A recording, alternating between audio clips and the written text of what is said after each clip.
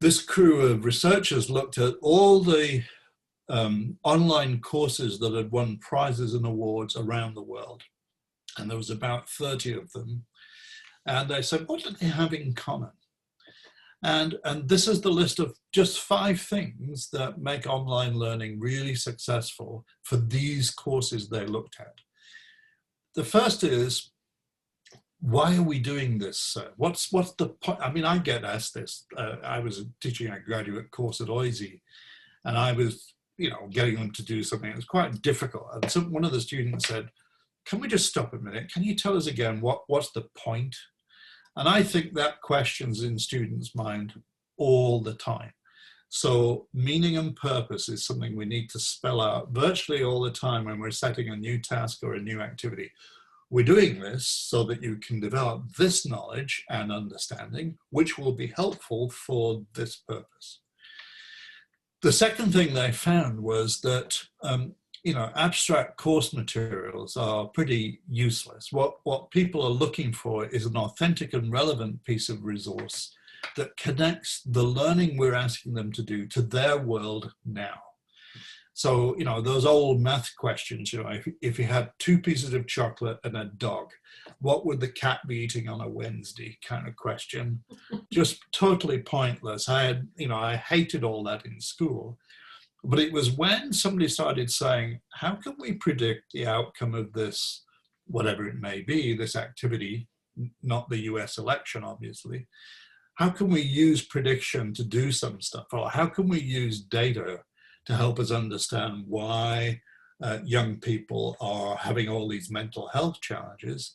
Then I got interested in an authentic, relevant, meaningful understanding of knowledge and skill.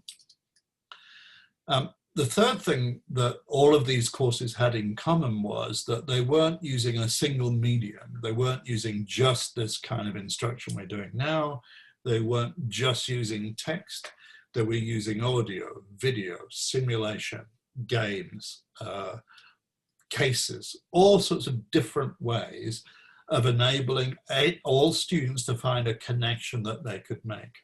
And that wasn't just for some things. So the instructors for these courses had thought about each module in the course and said, what's some text we can use here? What's some video? What's some audio? What's some kind of problem that we can use? So there was a richness about approaches to learning, because not all of us are visual learners, not all of us are textual learners. And many of our learners, particularly learners who've struggled with learning, find textual learning quite difficult. So let's find different medium for them to work with. The fourth thing, and I think this is very important, is we overfeed students with stuff. My colleague who taught the course at the U of A and OISE with me wanted a reading list of something like 180 academic papers, and I got him down to 4. And 16 videos and some CD music that made some of the points we wanted to make. And I'll show you a couple of other things we got the students to do. But one of the designs I always use for anything I'm teaching, whether it's junior high, high school, your kind of work in academic upgrading, or at college, university level, is to get students to create assets, get them to do some of the work of creating resources for teaching and learning, because that helps them understand more. And the fifth thing, and the final thing they saw in the big 5 things for what makes a great course, was to get students to reflect on their learning. So how did you learn that? So what did you learn about learning from doing that work? Now that you've done this project, what would you do differently the next time? Now that you've solved that problem in chemistry or that problem in math, what did you learn about problem solving that we can use the next time round? So getting them deliberately to stop, pause, reflect is a very powerful thing to do. Now, I've been working in New Zealand, so the slide I'm going to produce now has lots of Maori words on it. So don't think you've, didn't have enough to drink this afternoon, or you need to drink more when you see the next slide, because there's some Maori terms on it. But what we were doing with this was taking the ideas I've just walked through on the first couple of slides and this one and saying, what does that mean for somebody designing an online course? And we said there are sort of 9 steps for the learning journey. So I want you to see each of these lines of materials as part of the learning journey, with each line saying the first phase we have to do in our online experience is what's called in Maori wakapiri. The second phase is this enlightenment, and then the third phase is this empowerment. And we shouldn't get these confused, but we have to walk the students through a journey. So this is the template my colleagues at the Open Polytechnic are using for everything from academic upgrading right through to their apprenticeship and applied degree programs. So this is the kind of template for designing an online course. And I'm not going to spend all afternoon on it. I could. It took us kind of a year to build this. So I'll just walk you through quickly. In the first phase, we're trying to stimulate the student to want to stay in this course. There's not going to be a dull, dragged out learning experience. This is going to be real fun. We want to settle them and get them used to working together. And we want to situate their learning, give it purpose and meaning, so they understand what the learning journey is going to be like. We'll take as long as it takes for that course to make these 3 things happen. Some courses spend longer on this than others because we know that students, for example, in statistics, we know a lot of students are there, A, because they have to be, and B, they're hated.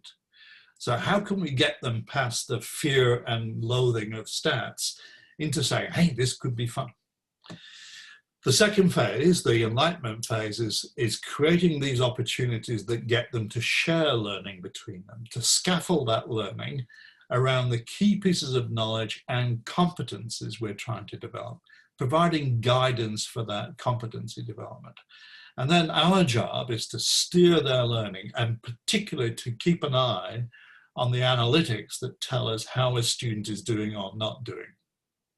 We are making a lot of use at the Open Polytechnic of the analytics in learning management systems and using artificial intelligence supports to nudge students, saying, like, you've got another day before your assignment is due, or this is the 3rd time you've been late with an assignment. It's time we had a chat. And we structure interventions around, red, green, amber signals coming out of the analytics from the Anytime Learning System. And then the final kind of task is to really use the learning from the first 2 phases to really get them to do a lot more of their own work, to get them to use feedback to build their knowledge, to formally assess their learning, and to strengthen the learning in terms of, these are the takeaways from that learning experience. So we're using this as a way of saying, like, let's check our design for our learning journeys with knowing the kind of students we've got against this template. Have we got enough in each of these S's to really build something that works? And so this is not mine, this is owned by my colleagues at the Open Polytechnic in New Zealand, but they've found since they adopted this kind of rigorous approach to design, outcomes have improved, retention rates have improved across the board from academic upgrading right through to the degree program. So I'm going to stop there, and Bob, if there's any questions, now would be a good time for me to answer some. Thanks, Steve. I don't see any in the chat just now. We'll just pause for 1 second, and I think we are good to continue. Thank you. Okay. So that's a kind of big picture view. Now I want to get to some nitty-gritty stuff and talk about some ideas that work in terms of actually engaging learners, given who you're trying to work with and trying to teach. And before I get to the specifics of these are all ideas that we've seen in practice in your kind of work. Obviously, there's some things just to lay on the ground, get to know your students as people, particularly, their situation with technology. We know that Canada has real equity issues. Indigenous people have restricted access, particularly on reserve, that equity is an issue in terms of affordable bandwidth, that just because you have access to broadband doesn't mean to say it's fast enough to do a Zoom call. On the call this morning with the leadership team at Contact North, 2 of our staff were having real problems with bandwidth and couldn't do video linking at all. And they live in, one of them lives just outside of London, Ontario. So rural Canada is really problematic for bandwidth, which is why both the provincial government in Ontario and the federal government are making significant new investments to get more bandwidth faster. But it's a problem. So get to know what your situation is as a student. One of the things we always do is get some rules, ground rules. We get the students to create their own ground rules for, you know, do I have to speak in every class? Do I have to turn my camera on? Those kind of rules. So work out what that looks like for you. Different cultures have different views of participation and engagement. So understand the cultural context. And this is something, you know, you will all know more than I do about.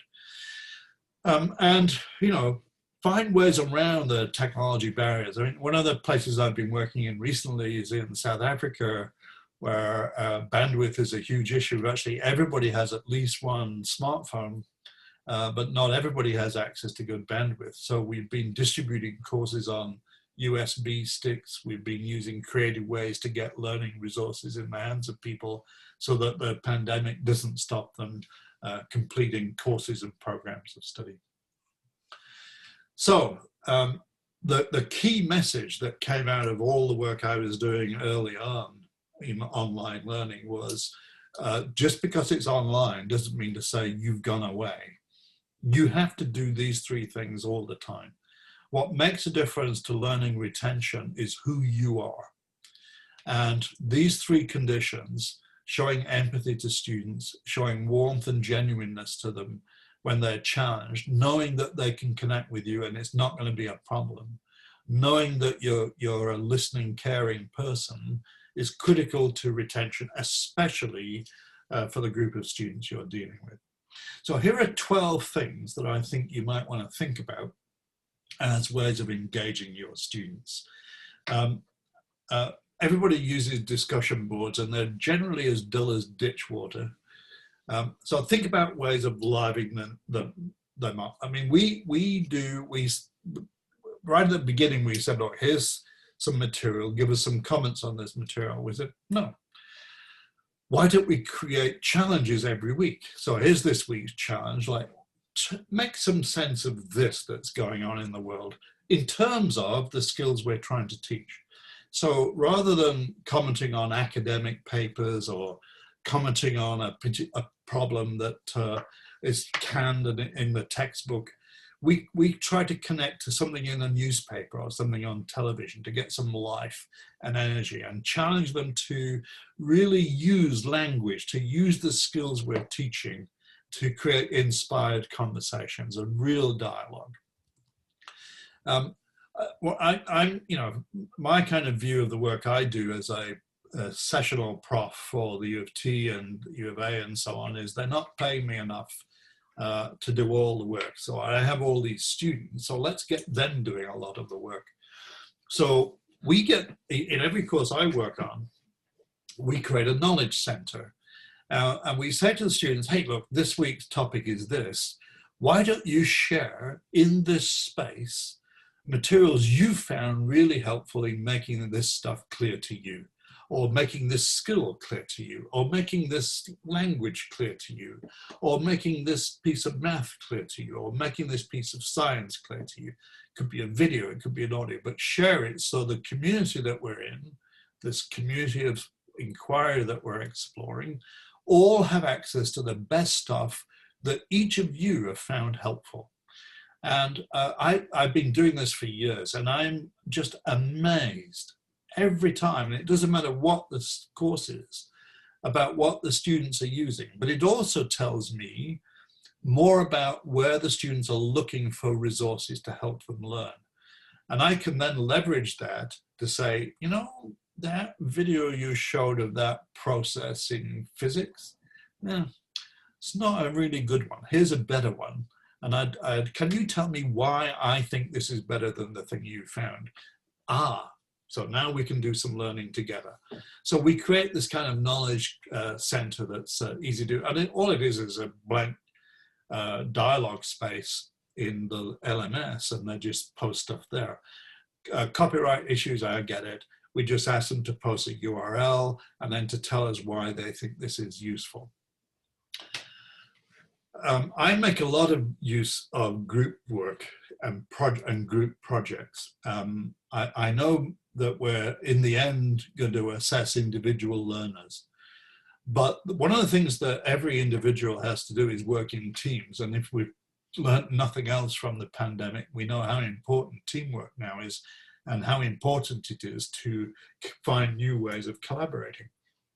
So an implied employability skill is I know how to work on projects together with other people, and I can pull my weight in a project team by doing project work online.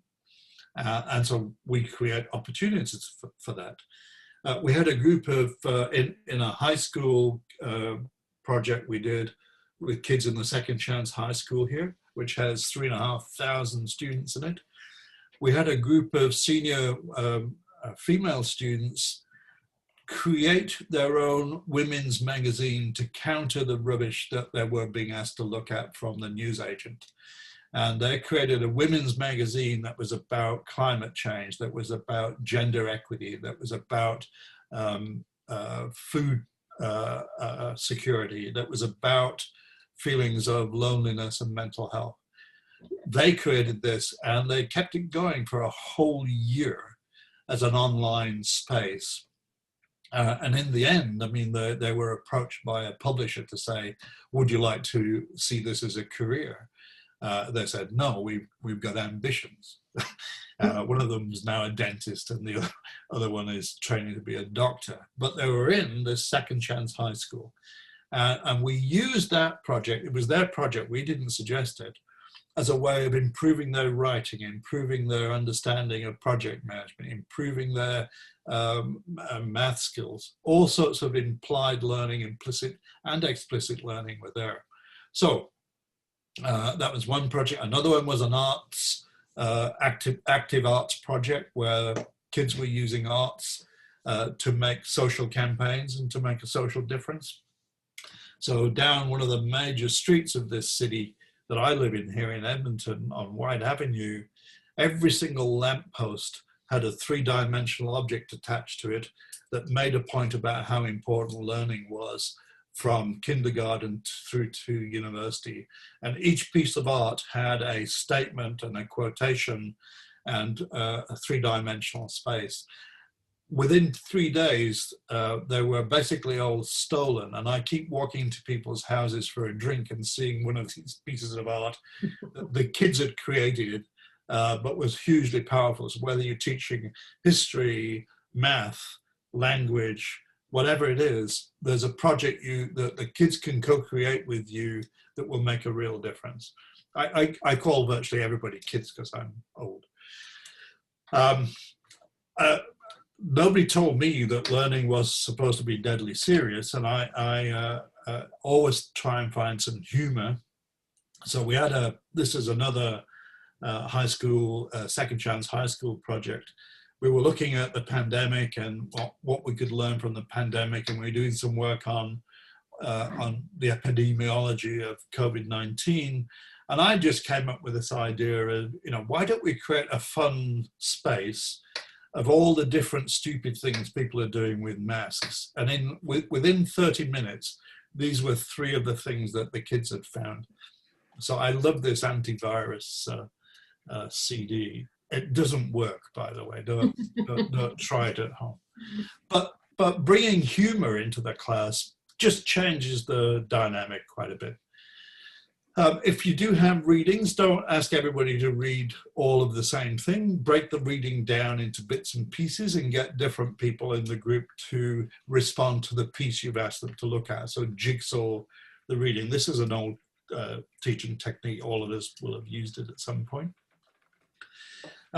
I'm making a lot more use of visual spaces, of mind mapping and storyboards. There are some tools you can use to create these as collaborative online mind maps. But if you take, this is something that some kids worked on with us in the first year of a college course. What's the behavior change for combating climate change that we have to think about? This is in an intro sociology, psychology course. And we had, for each different color here, we had different groups of students working on that. And then for each of these different spaces, the blue space, for example, they had to produce some video or learning resource that would say, this is what we have to do to make that really work. So again, thinking differently about the nature of the learning task.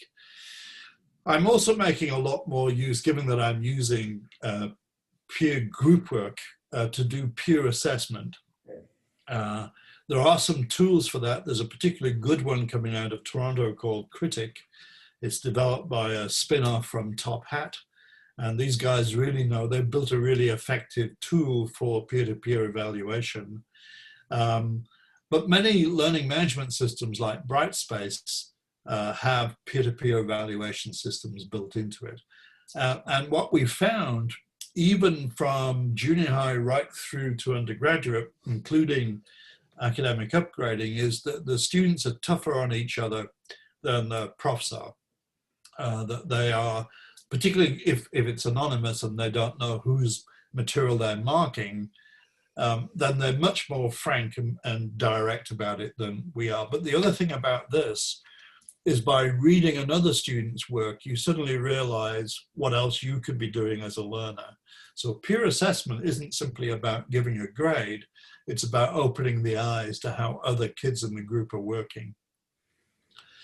Now, some cautions here. I'm not talking about openly available blogs and Facebook pages. I'm talking about closed blogs, closed spaces.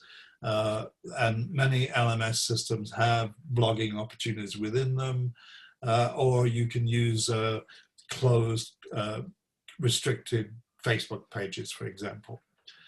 But we often find that these are very quick and powerful ways that students are used to of sharing ideas, information, knowledge, and skills. So I think this is something we should do a lot more on.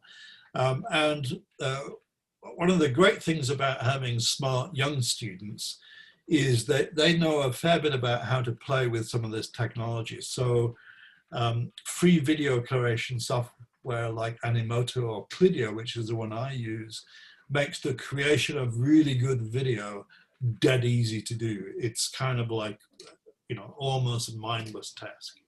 But do make sure that you have these security and privacy kind of things dealt with here. Mentioned storyboarding. I've been using this a lot in my courses in the last 2 years.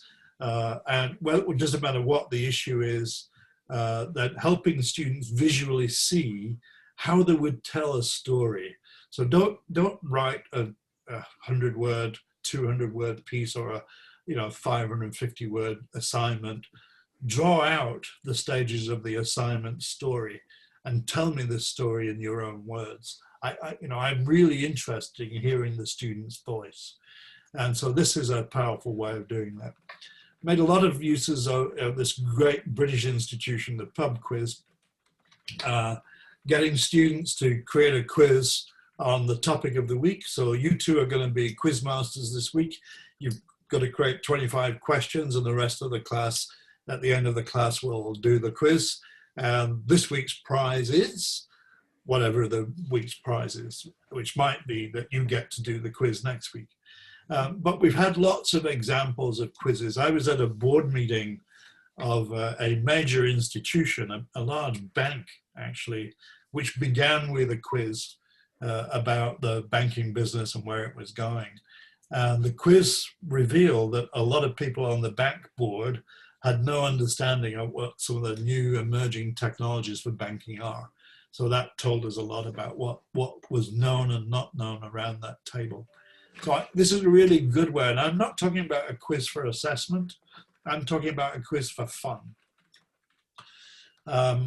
Students can do really great videos. If you get this slide deck as a slide deck, this video will actually run. I'm not going to run it now.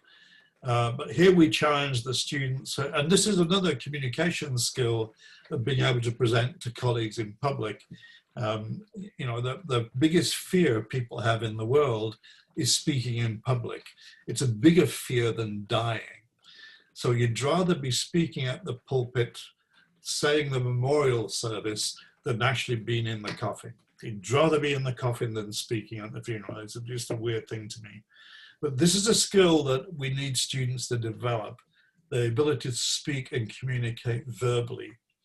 In the work we've been doing in Finland and Sweden and Iceland, they all require high school students to do this as part of their high school graduation process, because they say this is as important a skill as being able to write. This little video is a girl giving a marketing presentation on a really weird marketing product. We asked them to create a little marketing video on something that was really quite outlandish. So I'm not going to play that now, but you can look at it online if you get the slide deck as a whole slide deck. The last one is to create a connection to the community. We keep thinking that there's us and the students. No, there isn't. There's us, the students, and all the other people on the planet we can connect people to. So why not connect them to, I don't know, Jacinda Ardern, the Prime Minister of New Zealand? Or she'll be too busy. Ask her, you might be surprised.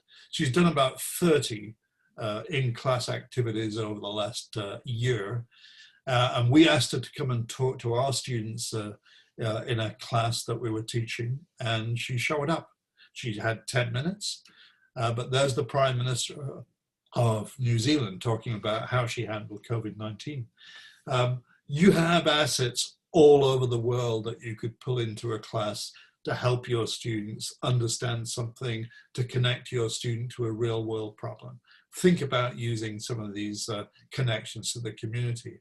And one of the things our colleagues who teach music have done is shown us just how powerful something like Zoom can be for a rehearsal or a performance. So I just remind you that we're sitting in Zoom, for example, on a very powerful, soon to be even more powerful resource that can connect us to the world. So don't think of your class as just you and them. It's us and us. So I'll stop again, Bob. I wonder if there's any questions now before I raise some issues about what I've just talked about. One just came in, and I also invited people to make comments or observations as well as questions. The information is great. This is from Val at Fanshawe in London. Wondering if there are any tips for learners that are working individually, because our program is continuous intake. So a number of our colleagues online today are offering or working in continuous intake format, where it's a little bit harder sometimes to incorporate the group activities because people are at all different points in the course and finishing and coming in and so on. So yeah, no, I'm used to that. I mean, Athabasca University admits students at the beginning of every month. At the Open Polytechnic, we're looking at 365 admission, so the same kind of issues as well. But one of the things we've done with those is to say there is, in this program of studies, there are some blocks of fixed time studies where we're doing a project here that we think you should connect to. So for example, in language arts, in that whole space of language arts, or in math, there are the course activities. This is what you have to learn to get on top of this course. But there's some projects going on over here that connect to those courses, and you can join those, and we'd like you to, and they run continuously. So there's a project for 2 weeks on this, there's a project for 2 weeks on that. So over and above the course line, there's a kind of activity line that cuts across these courses. So that's something we've done to create this sense of community. And the other thing that I think that is working really well with continuous intake is finding study buddies that you can connect people to. So one of the practices we have in the Second Chance High School is you take a senior student, somebody who's pretty close to leaving the system because they're almost done, and you connect them to somebody who's just coming into the system and say, part of your credit is to be a mentor to this younger or this newer person coming into the system. And we found student-to-student pairing that way to be very powerful. Okay, I'm going to keep moving. I'm conscious of time. Sure. So 3 big things that come out of all that. One is that we have to rethink assessment in terms of authentic assessment. High stakes tests, yeah, tell us something, and we may need them because that's what the system looks like. But what I'm interested in is authentic assessment that connects the student to and their learning to a real world problem, rather than just a big bang, big term, end of term exam. Not all students learning the same way, and some students find some of this engagement just too much. So that's why you need to know your students and work out how to deal with students for whom this is difficult. And you've still got content to get through. You still, if you're teaching, I don't know, to a set of standards that you have to meet, to a curriculum you have to deliver to, then that's still a requirement, even though your journey to get there may be different each time you teach. I've never taught the same course twice, partly because I can't remember what I did the last time, that's because I'm old, but also because it has to be fresh for me, for it to be exciting for me. Now, knowing your students and knowing who they are and what they're bringing to it and how difficult it's been for a journey for them to start this academic upgrading journey in many cases, this issue is also important. And I'm going to roll through this stuff pretty quickly. And I will, remind you that there is a book with my name on the front and the name of my colleague, Sarah Jane Harris, that gets into this in a lot more detail. But, you don't have to rush out and buy the book, though please do. But one of our jobs in this academic upgrading world is to build persistence, because many of the reasons they're there is because they dropped out earlier, or they didn't complete earlier, or they found it a struggle earlier. And so the tendency to give up quickly sits around, particularly in this second chance high school that I've been working in for the last 2 years. The willingness to drop out is greater often than the willingness to stay in. So here's some bit of theory. When somebody hits a learning block, there's a bit of a shock, and then they kind of disbelief that it's this difficult. I hadn't realized this math stuff was this difficult. And then they go through this kind of journey. And if they get down to this bottom thing, the frustration, depression thing, that's when they're most at risk of dropping out. And that's when really good students start to solve that kind of problem. Now, this comes from some different kind of work on death and dying from Kubler-Ross, but it applies to every form of resilience. When you suddenly get a new situation, this is the journey we're on.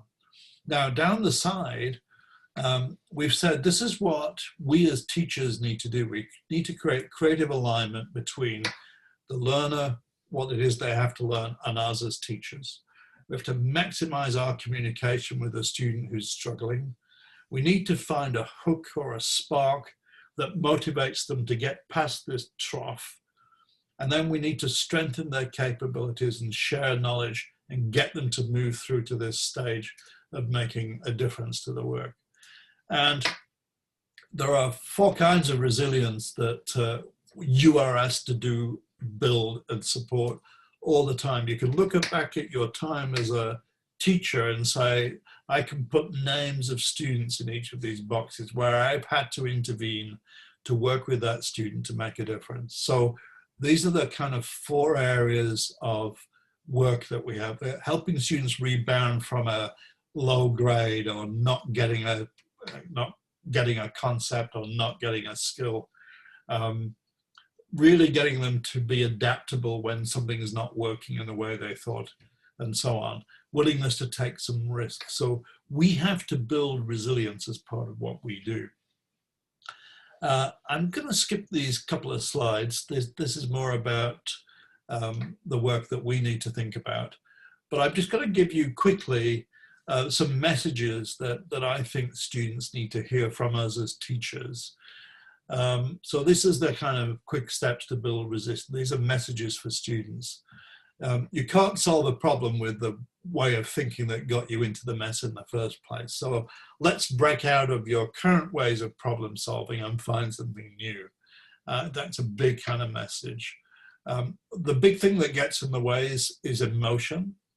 So as a psychologist, one of the things we try to do is disconnect behavior from emotions, so we can look at the emotion and we can look at the behavior and then reconnect them by messing around with the two. So master your emotions, get on top of anxiety, get on top of fear, get on top of this stress stuff that's going on. You know, staying in there. How many times have we all sat down with a student who wants to drop out and persuaded them not to? And then for them to say to us 2 years later, I am so glad you were there that day. This is one of our big jobs. And it's, you know, in your particular line of our work as teachers, this is a really big job. My wife studied through the Open University and I worked there. And every so often she'd give me a withdrawal slip and say, I can't do this anymore. Can you just file this with the team in the office? Absolutely, I'd say, and just put it in the bin on the way out. And she completed, and with distinction. But, you know, we had to get her past that day to stay the course. Point out to students a lot more often than we actually do how powerful that growth is that you've seen between one time and another. How this assignment is so much better than the first one you sent. Really reinforce not just the grade and the specific learning, but the learning journey, because I think that's what they need to hear a lot more of. Get students to anticipate more. One of the things that we make a lot of use of in the LMS is the use of the calendar. And one of the things I do with students at the beginning of each session is review the work that we're anticipating they're going to have to do in the next few days. So build networks, get somebody to support you, create your own meaning and purpose for your learning. Pick yourself up as many times as you fall down. This is the story of my life. You know, there've been many occasions when I thought, I have no idea whether I can make it here, and here I am still working at 70. Celebrate everything. I work for IBM. It says celebrate all the time. You know, always carry jam. You could be toast tomorrow, was the phrase that IBM used for its team. Show compassion to others. Get the students to show compassion to others who are struggling. You show compassion to the students. And I've only got a few minutes, so I'm going to finish quickly and then stop. I'm not in a rush to leave, but I know some of you have other things to do. One of the things that concerns us right now is the well-being and mental health of students. And I just wanted to remind you all that every institution that you work with has huge support infrastructures that can apply here. And I just list some of them here. But these are becoming much more relevant and much more focused. And I think part of our job is to be a kind of traffic system to direct people, both from the institution to students that need your help, and then for students to these parts of institutions that have these kind of services. Increasingly, chatbots are being used to deliver these kind of services as well. So if your institution has some AI supports, please make use of them. And the last thing I want to talk about is the analytics in the learning management system. I was surprised how little attention our colleagues in some of the institutions we're working with pay to these analytics. But they're hugely powerful. They tell us, you know, when students are doing what, whether they've read the material, whether they've used the videos, whether they've participated in activities and so on. And we can use these to nudge the students saying, you know, you're 2 days away from an assignment. It doesn't look like you've really looked at these materials. Is there something I can do to help? I think these learning analytics that sit on the LMS for your learning activities are hugely powerful. And if you don't know a lot about them, this is one of your learning tasks, is to find out more. So students are on this journey. They're reaching for the sky as far as they're concerned. And our job is to make that journey a memorable, exciting, fun, totally purposeful journey. And it's tough. Don't hear me saying, look, this is easy, why aren't you doing it? I'm not saying that at all. I've been on this, doing this work now for a long time, and it's tough. But you're a difference maker. You can tell everyone around this table right now can tell stories of the difference you made to the lives of people. And that's what we do as teachers. We change people's lives. And that's particularly the work that you enable with a specific intervention. So I'm saying it's never easy, but it's always worth it. And so thank you. Bang on time. Well, thank you so much, Dr. Murgatroyd. I'll just go back to the chat for a moment in case anyone has any, would like to add any questions or comments in this last couple of minutes before we wrap up.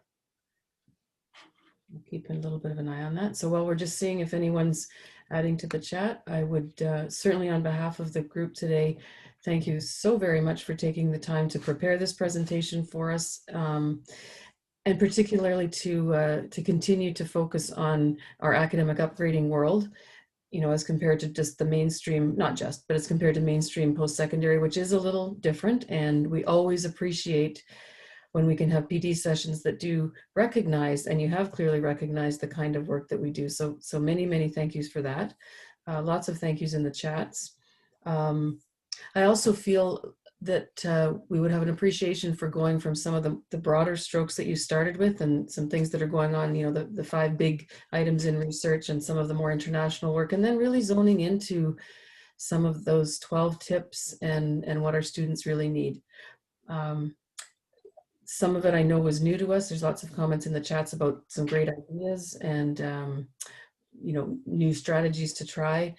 But I think it's also affirming for us to look at some of the things that you've suggested and say, yes, I am trying to do that. So it's always great to have some affirmation of things we're already doing. And I would thank the group thank you on the group's behalf for acknowledging some of that, the ways in which we do this work. So if there are questions that come up that we don't get to here, my email address is here. I'm happy for anybody in the group to drop me a note. Wonderful. And I'll respond as soon as I can. Perfect. And thanks also for your sense of humor. It's always... It's a genetic problem. Well, my father said, I'm from Yorkshire. The definition of a Yorkshireman is we speak our mind, even if there's nothing in there.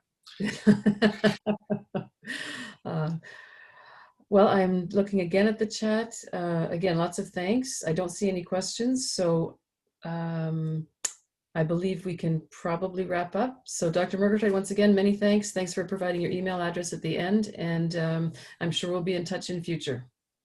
Great. Thank you very much. Bye all.